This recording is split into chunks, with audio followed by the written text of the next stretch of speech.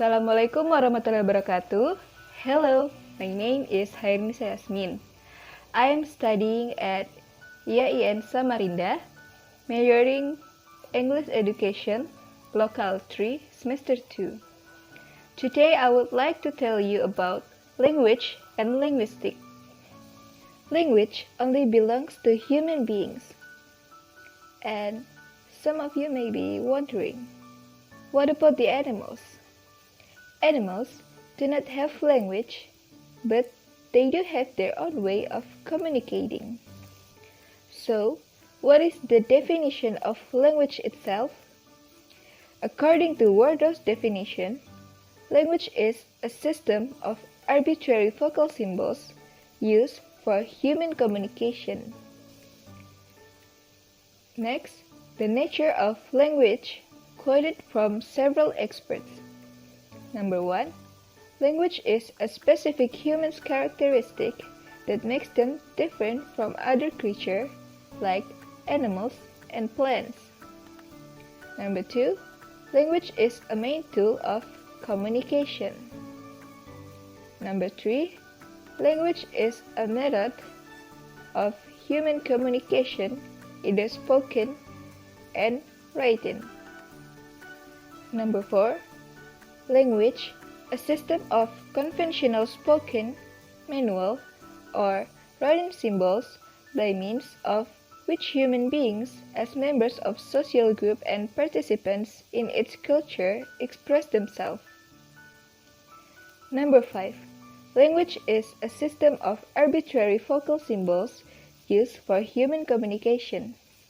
The term arbitrary does not mean that everything about language is unpredictable, for languages do not vary in every possible way. The term arbitrary is when someone agrees to name an object, a language is formed. The language grows, develops, and sometimes forgotten and disappears if there are no more speakers to preserve it. And that's what arbitrary means. So friends, language is a symbolic system in which words are associated with objects, ideas, and actions by convention.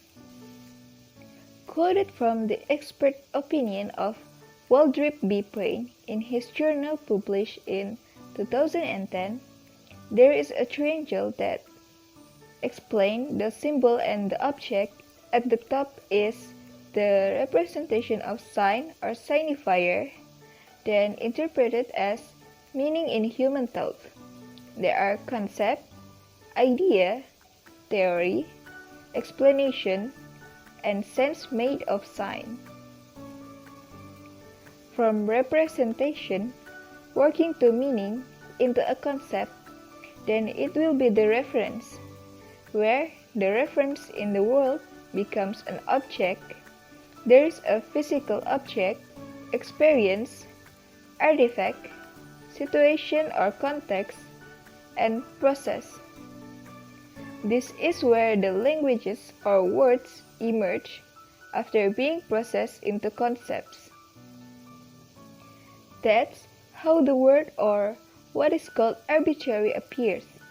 Language is an arbitrary symbol that is agreed upon, then the word appear. The explanation is like this. Sign, seen by us as humans. We see that the object is a four-legged animal having a trunk, ears, and tusks.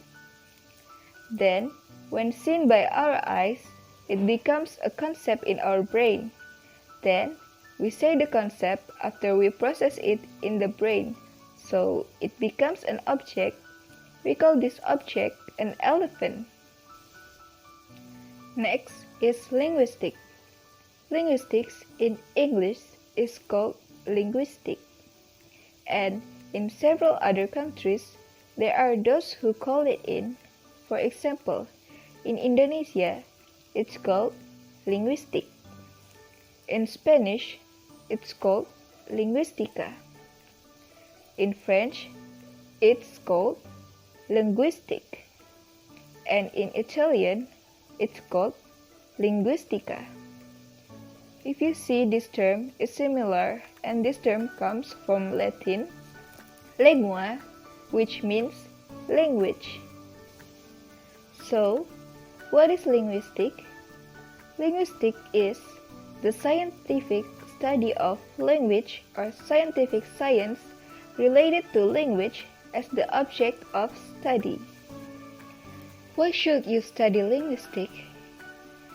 Number 1 is language awareness. Language awareness refers to the development in learners of an enhanced consciousness of sensitivity to the forms and functions of language. For example, he ain't thirsty. Actually, ain't is an informal language. The formal one is he is not thirsty. Ain't stands for is not, but it's informal. Another example is I ain't smart student. It's not formal, and the formal form is I'm not smart student. How do we know this is formal or it is not formal? Necessarily from language awareness. Number 2, speech therapy. The meaning is if someone has a language disorder, a linguist knows how to respond to someone's speech or do language therapy for a speech disorder. For example, there's a child who is 3, 4, or 5 years old, but is not yet able to speak the language. So, we need to do the language therapy. A linguist conducts research and his or her findings are used for the needs of many people, such as doing language therapy or speech therapy. This study can be studied neurolinguistically and psycholinguistically. Number 3, linguistics and computers. We know the development of technology now in the digital era are increasingly developing in the era of 4.0, where computers are our tools to help us do many things. For language, of course this machine can help someone do the translation or as a machine translation program. This study is also called the study of computational linguistics. And number 4, language acquisition is an unconscious process of acquiring language. Language acquisition usually occurs in childhood, or we know it as first language acquisition. Language acquisition can be studied in more detail in psycholinguistics. Number 5, language teaching. A teacher or educator needs to learn linguistics for language teaching. We need to understand the language itself to teach it to other people who want to learn foreign languages, to know the language structure and rules of the language. Number 6. Well, now we come to the last reason why we should study linguistics. Here is language literature. Language and literature. By studying linguistic literature, we can study the various languages used in literature, such as novels, poetry, and so on. One of them is the work of a famous writer who has been adapted to various languages in the world. Have you seen this photo? Here's William Shakespeare. Is a famous playwright or writer who is famous for his popular work Romeo and Juliet. He is also named an English writer whose work has been adapted into various languages in the world. His most performed works are Macbeth and King Lear. If we see, English in particular has its phases. There are Old English, Middle English, then Modern English. Until now, we use Modern English instead of Old English. If we look at Old English in the 5th century, where the era is in the year 450 to 1066 century, then that language might not be understood by all of us. After that period, the language developed into Middle English, and now we use Modern English. This development is studied by the linguist, where he or she will study the language historically and for a long time, because the language lives, grows, and develops until it finally dies. Take a look at the following Old English. Do you understand? Father are suse earth on heavenum. Of course not, right? Because we don't study Old English. And what about the Middle English? Aure vadir sat art in Venus. It's very difficult to understand about this point.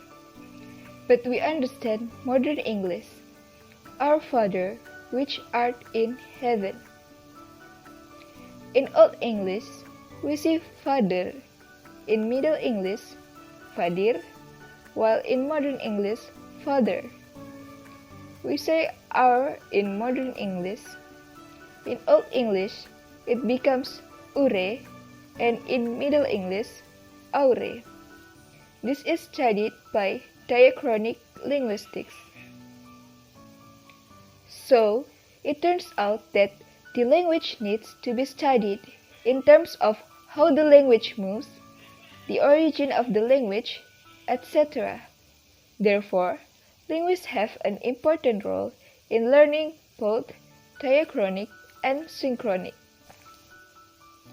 Well, friends, do you know this picture? He is the father of linguistics. His name is Ferdinand de Saussure, the father of linguistics, who was born in Geneva on 26 November 1857 and died in Vauclins-le-Château on 22 February 1913 at the age of 55 years, and he is a linguist from Switzerland. Now we come to characteristics of language. Number 1. Language is a sound or intonation, oral language, stress, juncture, and pitch. Number 2. Language is systematic. Language made of sound and has a pattern. Number 3. Language is a system of systems. Number 4. Language is meaningful. The language spoken by the speaker has a meaning in it. Number 5. Language is arbitrary or vary. Number 6. Language is conventional. Number 7. Language is a system of contrast. Number 8. Language is creative. Number 9. Languages are unique. And the last, number 10. Languages are similar. Language is arbitrary, as previously explained, but I give you an example. The first example is, I saw a big bear in the zoo. The word bear here means bear, animal. The second example is, tell me now, I can't bear the suspense. The word bear here means hold, or hold on, or carry. And the third example is, most animals bear their young in the spring. Bear here means giving birth. Language is conventional. There are two striking differences between spoken language and written language. When spoken language says, I'm going to go home, oral can be, I'm going home, or I'm gonna home. Or it could be in any other style. It's okay as far as the first speaker and the next speaker understand. Spoken language tends to be more flexible and is often used in everyday speech, even though it is sometimes less grammatical. And that's okay as long as the listeners understand, even though there are some grammatical flaws. Although it is less grammatical, the sentence is often used because the speaker is used to using the sentence and seems to have become a cultural habit. And that's okay too. The important thing is to be able to convey the meaning or intent of the speaker. That's what language is conventional. Language is a system of contrasts. Everyone has their own way of structuring and conveying their message to others. Even if the sentence patterns of a language are the same, for example, language is a system of systems, are all the patterns contained in the sentence. Both the whole sentence patterns, the result of combining the previous phrase and the phrase pattern that forms the sentence itself. For example, blue car, noun phrase, head plus modifier. So, language is a system. There is a system that regulates it so that we can understand what someone is saying. As we can see on the screen, blue, modifier that describes the head car. These words were combined with other words, and it turned out like this. The blue car has been pulled by Rudy. Language is creative.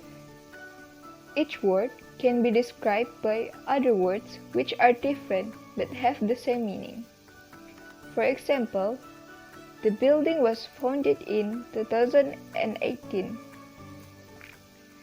The word founded can be changed with word built. The building was built in 2018. Next, languages are unique. For example, air is no longer read air, but air. Look, it's similar. In English, air is an air. And in Indonesia, air is liquid. The meaning and pronouns are different, but the writing is the same. So, the language is unique. Sometimes, there are similarities but have different meanings. Next, we come to micro and macro linguistics. What is the study of micro and macro linguistics? Microlinguistics divided into 4 branches: phonology, morphology, syntax, and semantics.